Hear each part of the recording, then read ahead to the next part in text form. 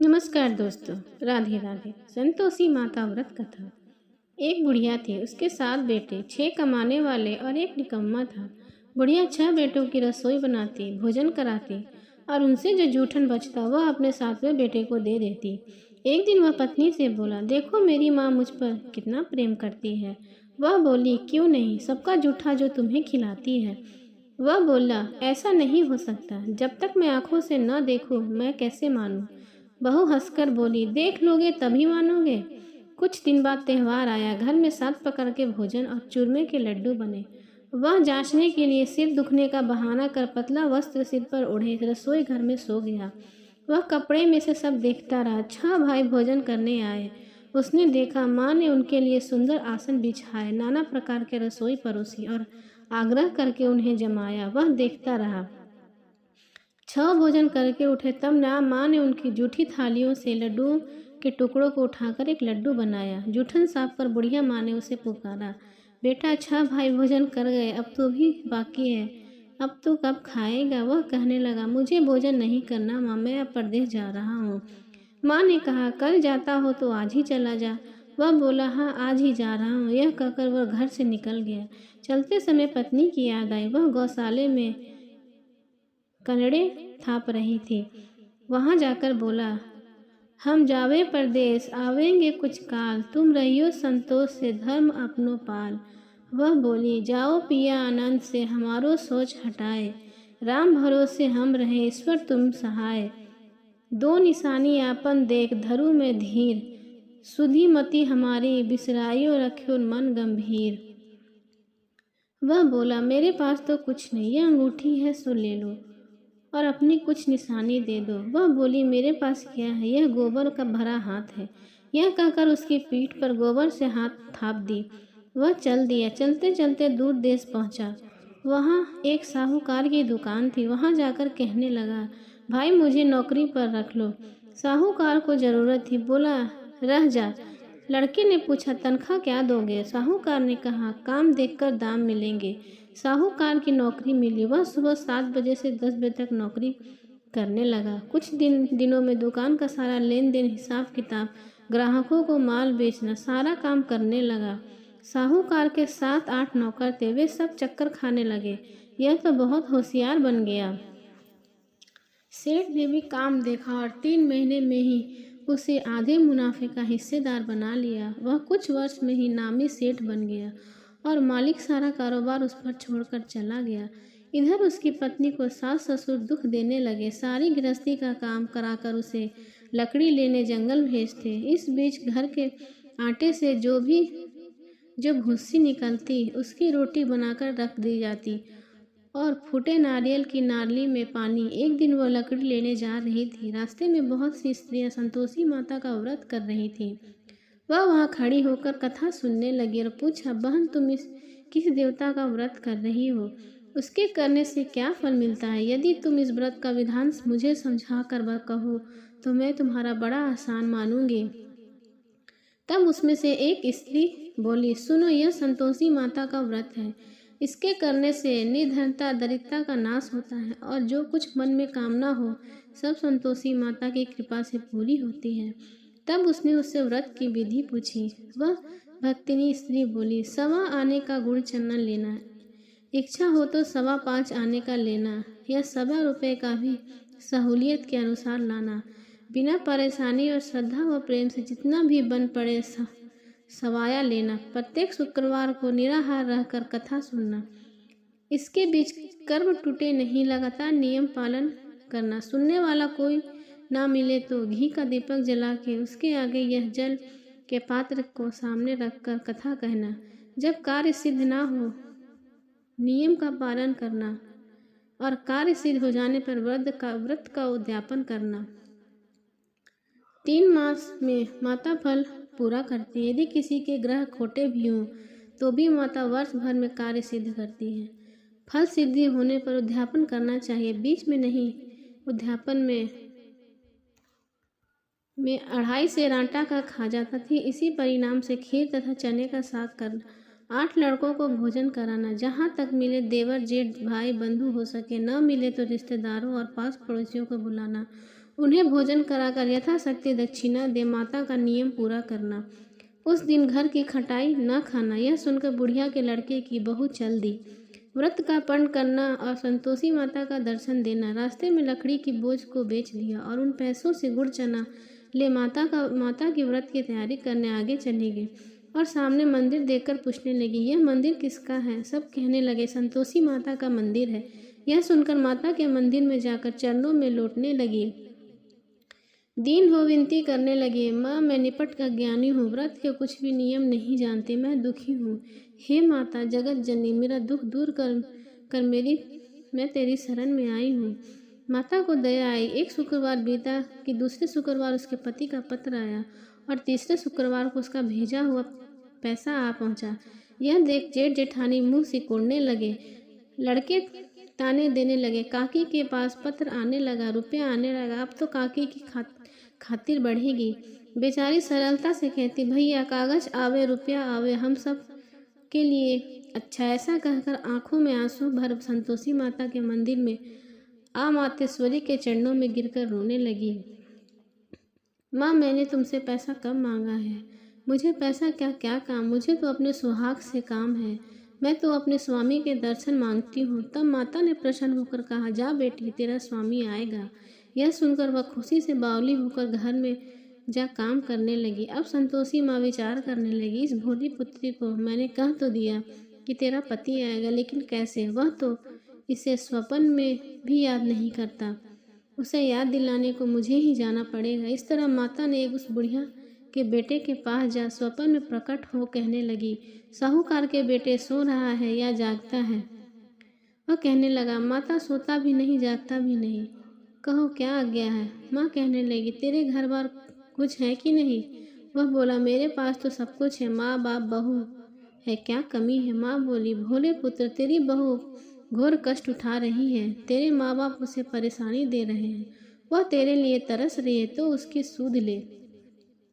वह बोला, हाँ माता जी यह तो मालूम है, परंतु जाऊं तो कैसे? परदेश की बात है, लेन देन का हिसाब नहीं, कोई जाने का रास्ता नहीं आता, कैसे चला जाऊं? माँ कहने लगी, मेरी बात मान, सवेरे नहा धोआकर संतोषी माता का नाम ले, घी का दीपक जला, दंडवत कर दुकान पर बैठ जा। देखते देखते सारा लेन देन चुक जाएगा, जमा का माल बिक जाएगा, सांझ होते होते धन का भारी ढेर लग जाएगा। अब बूढ़े की बात मानकर वह नहा धोआकर संतोषी माता को दंडवत घी का दीपक जलाकर दुकान पर बैठा। थोड़ी देर में देने वाले रुपये आने लगे, लेकिन हिसाब लेने लगे। कोठे में भरे सामान की खरीदारी नगद दाम से सौदा करने लगे। शाम तक धन का भारी ढेर लग गया। मन में माता का नाम ले चमत्कार देख प्रसन्न होकर घर जाने लगा। रास्ते में गहना कपड़ा सामान खरीदा। यह काम से निपट तुरंत घर को रवाना हुआ। उसकी पत्नी जंगल में लकड़ी लेने जाती है। लौटते वक्त माता जी के मंदिर में विश्राम करती है। वह तो उसके प्रतिदिन रुकने का जो स्थान था। धूल उड़ती देखकर वह माता से पूछने लगी, हे माता यह धूल कैसे उड़ रही है? माता कहती, हे पुत्री तेरा पति आ रहा है, अब तू ऐसा कर लकड़ियों की 3 बोझ बना ले, एक नदी के किनारे रख और दूसरा मेरे मंदिर पर और तीसरा अपने सिर पर। तेरे पति को लकड़ियों का गट्ठर देख मोह पैदा होगा, वह यहाँ रुकेगा, नाश्ता पानी खाकर माँ से मिलने जाएगा। तब तू लकड़ियों का बोझ उठाकर जाना और चौके में गट्ठर डालकर जोर जोर से आवाज़ लगाना, लो सासू जी लकड़ियों का गट्ठर लो, भूसी की रोटी दो, नारियल के खेपड़े में पानी दो, आज मेहमान कौन आया है? माता जी से ये बहुत अच्छा कहकर वह प्रसन्न मन से लकड़ियों की 3 गट्ठर बनाई। एक नदी के किनारे पर एक माता जी के मंदिर पर रखा। इतने में मुसाफिर आया पहुंचा। सूखी लकड़ी देख उसकी इच्छा उत्पन्न हुई कि हम यहीं पर विश्राम करें और भोजन बनाकर खा पी कर गाँव जाएं। इस तरह रुककर भोजन बना, विश्राम कर गांव को गया। सब प्रेम से मिला। उसी समय सिर पर लकड़ी का गट्ठर लिए उतावली सी आती लकड़ियों का बारी भोज आंगन में डालकर जोर से 3 आवाज़ देती है, लो सासू जी लकड़ियों का गट्ठर लो, भूसी की रोटी दो, आज मेहमान कौन आया है? यह सुनकर उसकी सास बाहर आकर अपने दिए हुए कष्टों को भुलाने हेतु कहती है, बहू ऐसा क्यों कहती है? तेरा मालिक ही तो आया है। आ बैठ, मीठा भात खा, भोजन कर, कपड़े गहने पहन। उसकी आवाज़ सुनकर उसका पति बाहर आता है।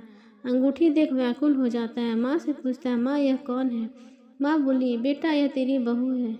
जब से तू गया है तब से सारे गांव में भटकती फिरती है। घर का काम काज कुछ करती नहीं, चार पहर आकर खा जाती है। वह बोला, ठीक है माँ, मैंने इसे भी देखा और तुम्हें भी। अब दूसरे घर को ताली दो, उसमें रहूँगा। माँ बोली, ठीक है, जैसी तेरी मर्जी। तब वह दूसरे मकान की तीसरी मंजिल पर कमरा खोल सारा सामान जमाया। एक दिन राजा के महल जैसा ठाट बाट बन गया। अब क्या था, बहू सुख से सुख भोगने लगी। इतने में शुक्रवार आया। शुक्रवार व्रत के उद्यापन में हुई भूल, किया खटाई का इस्तेमाल। उसने पति से कहा, मुझे संतोषी माता का व्रत का उद्यापन करना है। पति बोला, खुशी से कर लो। वह उद्यापन की तैयारी करने लगी। जेठानी के लड़के को भोजन के लिए कहने गई। उन्होंने मंजूर किया, परंतु पीछे से जेठानी ने अपने बच्चों को सिखाया, देखो भोजन के समय खटाई मांगना है, जिससे उसका उद्यापन पूरा न हो। लड़के आए खाने के लिए। खीर खाना पेट भर खाया, परंतु बाद में खाते ही कहने लगे, हमें खटाई दो, खीर खाना हमको नहीं भाता, देखकर अरुचि होती है। वह कहने लगे, भाई खटाई किसी को नहीं दी जाएगी, यह तो संतोषी माता का प्रसाद है। लड़के उठकर खड़े हुए, बोले, पैसा लाओ। भोली बहू कुछ नहीं जानती थी, उन्हें पैसा दे दिया। लड़के उसी समय हटकर इमली की खटाई ले खाने लगे। यह देखकर बहू पर माता जी ने कोप किया। राजा के दूत उसके पति को पकड़कर ले गए। जेठ जेठानी मन माने वचन कहने लगी, लूट लूट कर धन इकट्ठा कर लाया है, अब सब मालूम पड़ जाएगा जब जेल की मार खाएगा। बहू से यह सहन नहीं हुआ। रोती हुई माता जी के मंदिर गई। कहने लगी, हे माता, तुमने क्या किया? हंसाकर अब भक्तों को रुलाने लगी। माता बोली, बेटी तूने उद्यापन कर मेरा व्रत भंग किया है। वह कहने लगी, माता मैंने कुछ अपराध किया, मैंने तो भूल से लड़कों को पैसे दे दिए थे, मुझे क्षमा करो माँ, मैं फिर देर तुम्हारा उद्यापन करूँगी। माँ बोली, अब भूल मत करना। वह कहती है, अब भूल नहीं होगी, अब बतलाओ वे कैसे आवेंगे। माँ बोली, जा पुत्री, तेरा पति तुझे रास्ते में आता मिलेगा। वह नकली राह में पति आता मिला। वह पूछी, कहाँ गए थे?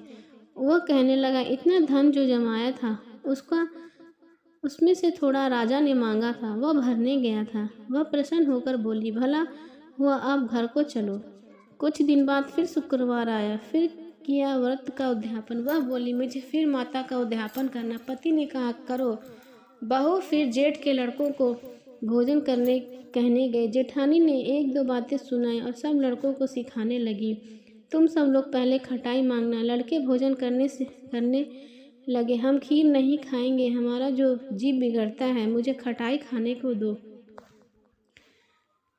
बहू बोली, खटाई किसी को नहीं मिलेगी, आना है तो आओ। वह ब्राह्मण के लड़कों को लाकर भोजन कराने लगी। यथाशक्ति दक्षिणा की जगह एक एक फल उन्हें दिया। संतोषी माता बहुत प्रसन्न हुई। माता की कृपा होते ही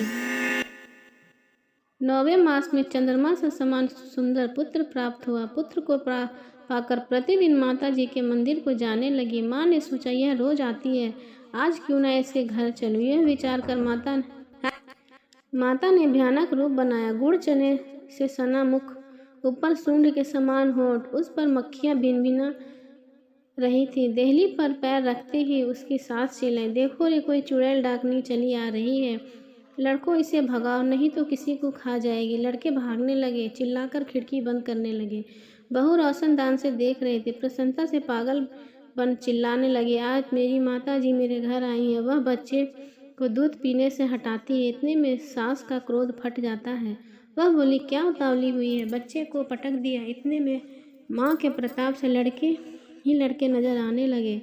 वह बोली, माँ मैं जिसका व्रत करती हूँ, यह संतोषी माता है। सबने माता जी के चरण पकड़ लिए और विनती करने लगे, हे माता, हम मूर्ख हैं, ज्ञानी हैं, तुम्हारे व्रत की विधि हम नहीं जानते। व्रत भंग कर हमने बड़ा अपराध किया है। जग माता, आप हमारा अपराध क्षमा करो। इस प्रकार माता प्रसन्न हुई। बहू को प्रसन्न हो जैसा फल दिया वैसा माता सबको दे। जो पढ़े उसका मनोरथ पूर्ण हो। बोलो संतोषी माता की जय।